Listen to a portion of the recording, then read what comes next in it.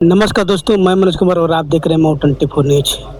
हमारी मौजूदगी रसड़ा विधानसभा के खनवर ग्राम सभा में है और मैं बता दूं कि ये बलिया जनपद के ही नहीं, पूरे पूर्वांचल सहित उत्तर प्रदेश के लिए एक दुखद घड़ी, जब बहुजन समाज पार्टी के एकमात्र विधायक रहे माननीय उमाशंकर सिंह जी की आज तेरही में यहाँ पूरा जमावड़ा लगा हुआ है। तसरा सारे लोग श्रद्धांजलि दे रहे हैं लोग।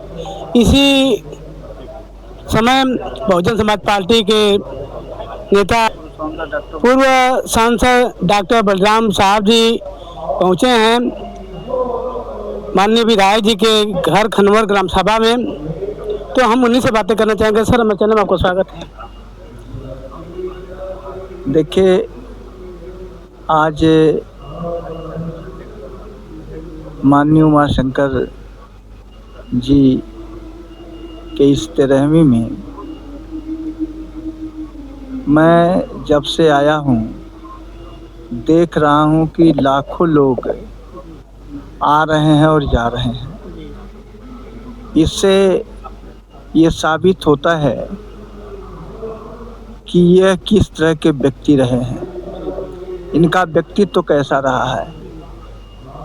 लोकप्रियता इससे इनकी झलकती है और ये एक विधायक ही नहीं बल्कि एक जन नेता के रूप में थे।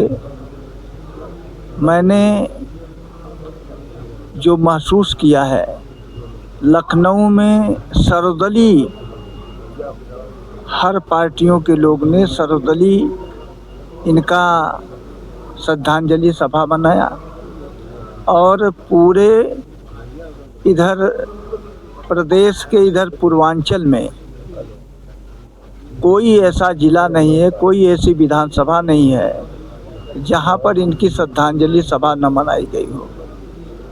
यह इनकी एक ये लोकप्रियता रही है और लोकप्रियता ऐसी रही है कि ये गरीबों की मदद करते थे।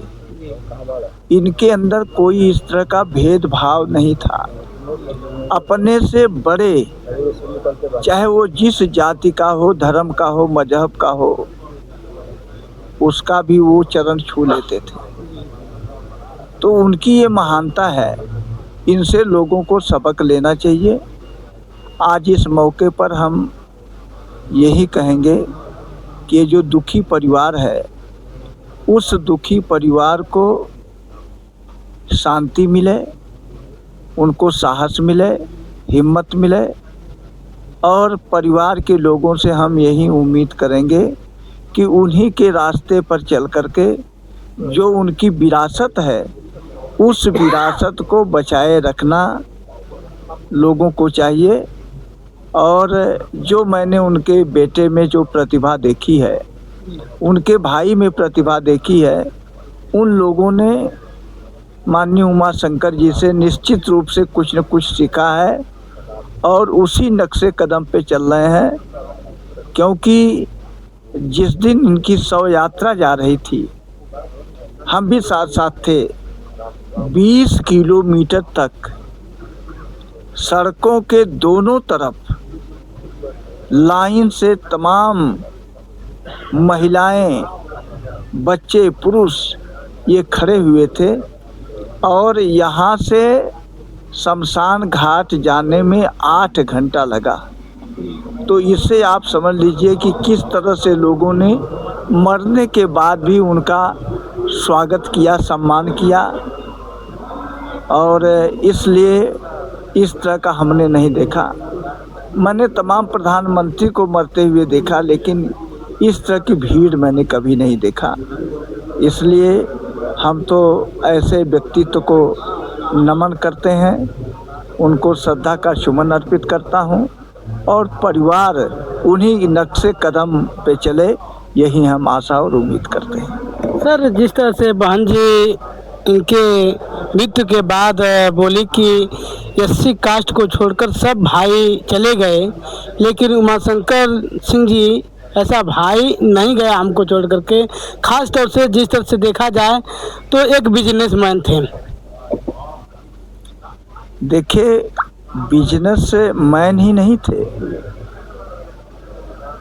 यह एक विधायक भी थे, एक जनप्रतिनिधि थे।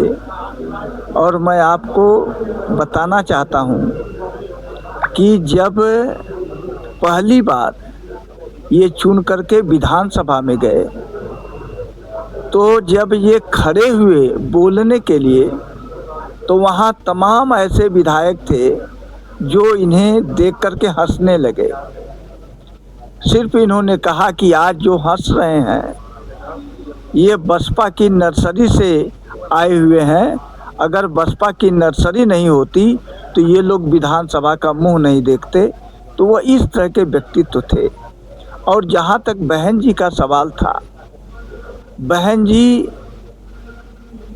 मैं बताऊं कि अपने भाई से बढ़कर के इनको अपना छोटा भाई मानती थी। मैं आपको बताना चाह रहा हूं कि हम लोगों की लखनऊ में मीटिंग थी, बहन जी का सगा छोटा भाई मर गया, लेकिन उन्होंने कहा कि मैं पहले मीटिंग लूँगी, इसके बाद मैं जाऊँगी।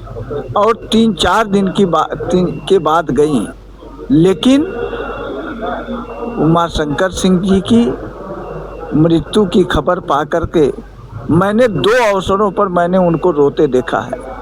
एक मान्यवर कांशीराम साहब जब मरे थे तब उन्होंने रोया था, और दूसरा उमाशंकर जी जब मरे थे तब उन्होंने रोया था। वो जो उनका एक भावनात्मक इनसे लगाव था वह उजागर हुआ। आज वही परिणाम है कि बहुजन समाज पार्टी के लोग हर जिले में, हर विधानसभा में उनकी श्रद्धांजलि सभा की है। तो किस तरह से बहुजन समाज पार्टी ऐसे नेता को किस तरह से पाएगी? क्या ऐसे नेता को कैसे वापस पा पाएगी फिर से अपना? देखिए, अब ये कहना कि कैसे वापस पाएगी यह तो संभव नहीं है कि जो लोग इस तरह से आते हैं, जिनका व्यक्तित्व होता है, वो सोचे कि उस जगह को कोई दूसरा ले ले, तो ये संभव नहीं है। हाँ, अरे आइए सर प्रणाम। हाँ, बस यही है। और